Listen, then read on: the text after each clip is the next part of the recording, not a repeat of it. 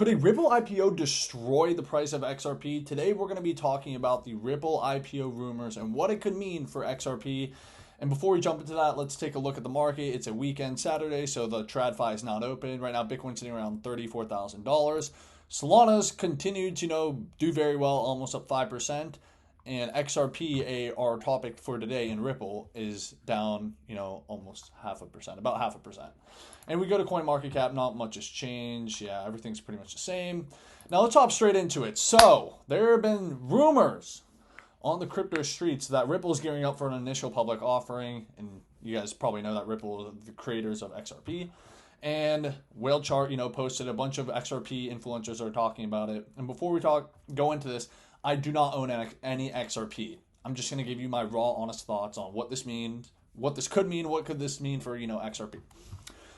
And yeah, as we can see, all the XRP influencers are talking about it and shit. And once again, still a rumor, but it's, kind of looking like they could be gearing up for an IPO. Now let's talk about it. So this article from Finbold, Ripple gears up for an IPO, bullish for XRP price. Now, it starts off by saying following a strong courtroom victories by Ripple, that they've, Ripple's done very well against SEC in the courts. Pull up this tweet from Brad Garlinghouse. Brad Garlinghouse is the CEO of Ripple. He put out this tweet back on October 19th. Today was an even better day. Ripple 3, SEC 0. And Ripple has been taking W's in the courtroom versus SEC, and I'm very glad this is happening. Once again, I do not own any XRP token, but I am on their side for the case against the SEC. I'm pro-crypto. I'm pro-Ripple versus the SEC, and shout out Brad Garlinghouse but for holding it down and standing the fucking line, because we need that shit. Anyways, as it says here, there's been, some speculation whether Ripple will go IPO, and here are some of the stuff that they're trying to say why this could happen. So Lewis Jackson, a cryptocurrency basically, guru / analyst, is, saying some of the reasons why they could be going towards an IPO is, first of all, they're looking for, more U.S.-based personnel, as it says here, and indicating a slight shift in strategy. And they're looking for the exact roles that are on offer on the company's website, like the manager and director of corporate development, are crucial for the future development of a major public company. And we're going to go to this next article, which is called Ripple is headed for an IPO, 3 hints that prove it. And it's actually talking about the same dude, Lewis Jackson. And he made a video right here. So as it says right here, is an IPO coming? Lewis Jackson is pointing out that companies usually follow specific steps, including mergers and acquisitions, before going public with an IPO. He emphasizes Ripple's recent involvement in M&A activities, particularly the acquisition of Medico, which occurred about 5 months ago. And here there's 3 big things: hiring patterns as evidence, finance rules and location preferences, and legal challenges haven't ended yet. And we're going to hop straight into it. Here's a video from Lewis Jackson. We're going to be reacting to it. The biggest sign of a Ripple IPO coming. Let's get straight into it. Conversations about Ripple going public are everywhere. Today's video is an angle I don't think anybody else has taken. I think Ripple have been telling us exactly what they're going to do in plain sight on their website, but no one's caught it. Let's get into it. I made a video a little while ago talking about the events that lead up to an IPO for any given company. These are the kind of things that happen. Now, we have seen from my video, I'm going to spoil it a little bit, but you can watch it. You can click the I in the top right of this video. Right before an IPO occurs, a company will start doing M&A. And this M&A activity means mergers and acquisitions. Now, we've seen Ripple buy Metaco, and they were in contact with Fortress, and there's all kinds of things happening where they were acquiring companies left, right, and center. And this comes as the stage right before IPO, but nothing really has happened yet.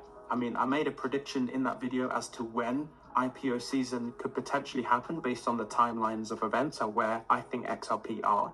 You can look for the answer in that video.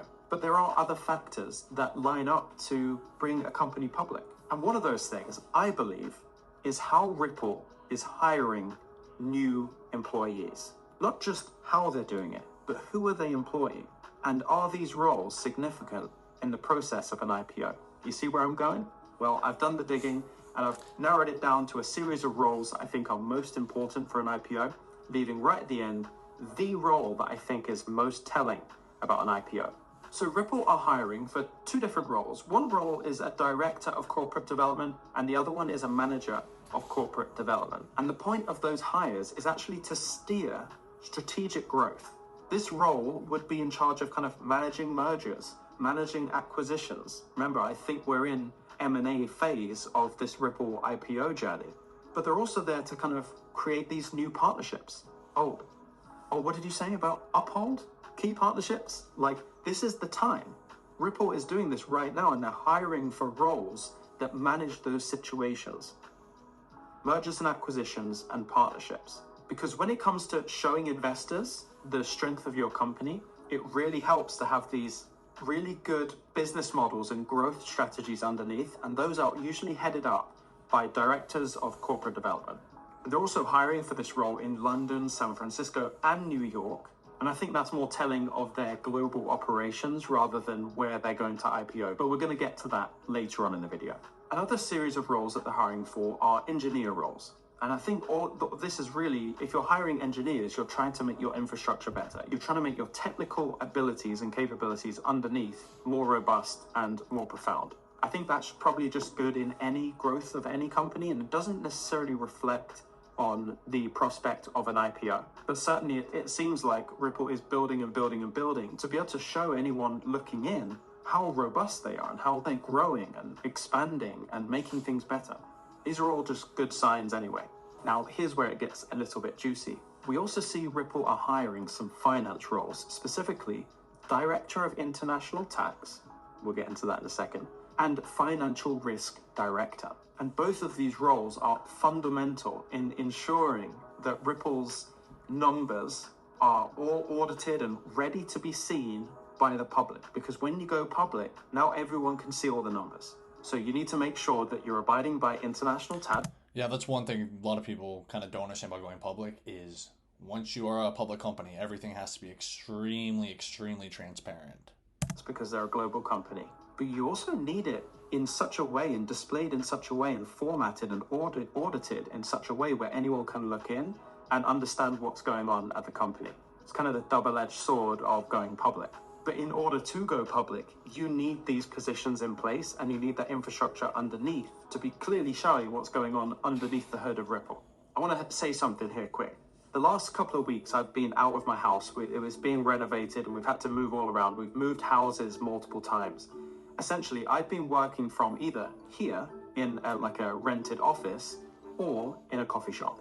Now, coffee shops are not an ideal place to be, especially when you're someone who holds cryptocurrency and works on cryptocurrency on the laptop. And that's why I want to talk to you about NordVPN.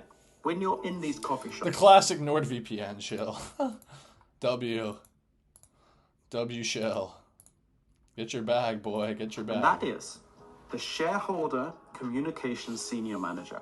Now, this is crucial for building and nurturing investor relations. So if you're invested in Ripple, this is the person that is making sure that you understand what's happening with Ripple, how your investment is doing, and the potential for Ripple in the future. And this is a vital aspect of being ready for an IPO. So this role is being hired in London, Miami, and New York. And we have seen in history and all of the research that I've done here, that this role is fundamental in the journey to going public. This is usually seen in companies about to IPO. I don't know how many times I can say that. This role is significant. But with all of that said, where are they going to IPO? Do any of these job postings hint at where they're going to go public? Is it going to be on the New York Stock Exchange? Is it going to be on the London Stock Exchange? Is it going to be in the Emirates or Dubai or even Tokyo? And you know, I don't think there is a correlation between these job listings and a location for where they're going public. I think they're such a global company that they need to hire. They've got investors like the Shareholder Communications Senior Manager hiring in 2 different countries and 3 different cities across the world, right? They're not focusing all on America. 90% of their hires recently were all outside of the USA, right? I do think it's significant that more than 10% of the job postings I've seen on here are in fact in America, more than 10%. So that certainly seems to me like they're upping their efforts to hire inside America and probably just maintaining their efforts to hire outside of America. Now, this is the opposite of how they've been operating, mostly international and a little bit American, to now mostly American and a little bit international. So for me, it seems like the New York Stock Exchange would be the primary goal. I think that's where they want to go public.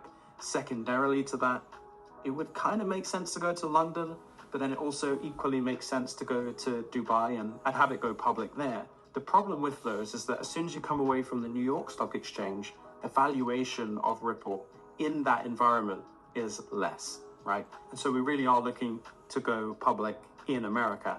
And I really think these roles are part of that strategy. There is other information that from all the different places that keep showing us that an IPO is happening. One of the biggest obstacles we have right now for Ripple go public is the SEC. But the SEC has completely lost, right? They've completely lost against Ripple. I'm hoping that Gary Gensler, the chair of the Securities and Exchange Commission, can be level-headed enough to say, okay, you are clear from a regulatory standpoint. Let's put you through and let's allow you to go public. Let's let you file the S1. Now, if he's bitter and he hates losing and he wants to hold on to that, or he's got ulterior motives, or he's corrupt, any of those things, then it's going to be very difficult for... Is a politician in America corrupt? Ripple to get past that hurdle of the SEC What do you think? To file the S1 to go public. And so it's actually very weird to think about. In my mind, you would have more success, at least speedier success, if you went public on the London Stock Exchange, because we have new... That's the thing, but nobody cares about the London Stock Exchange. Nobody. All the liquidity and all the money's in America. I'm sorry for all my international people. Sorry to the people in London. You know, it's still a big thing, but if you're going to IPO, the liquidity's in America. That's the truth. New regulations. There's a video coming out all tomorrow about the new regulations in the UK about digital settlement assets. The money's just not the same in the UK compared to America. And all kinds of stable coin regulations. That's in tomorrow's video, so make sure you stay tuned. But there's a lot happening in this world. We're in the Wild West. We're in that formation phase. I'm certainly looking at it like this. If you've bought into Ripple already, pre-IPO, this is like being one of those founding shareholders at Facebook in 2005. I don't know when it started, but you know what I mean. This is going to happen. Where and the specific details, the price that it goes public, this is all very unknown. But this is coming. They're preparing for it, and it's coming.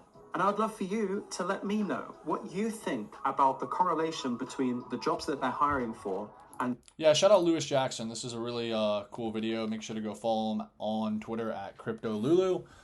Good video. Now I'm going to give you my opinion. Do I think this is going to be, good or not for the price of XRP? I personally think if Ripple, goes public and the stock does well, keyword does well, then I think it would be bullish for XRP.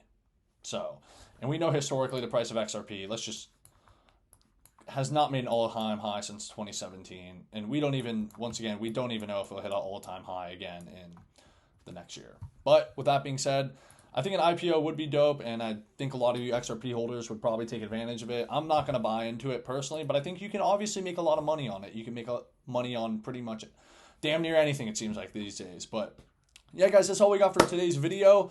If you enjoyed the video, make sure to subscribe, like, comment. I'm posting daily videos here. And also, first link in the description, make sure to go follow me on Twitter. I'm most active there. So yeah, guys, thank you for watching.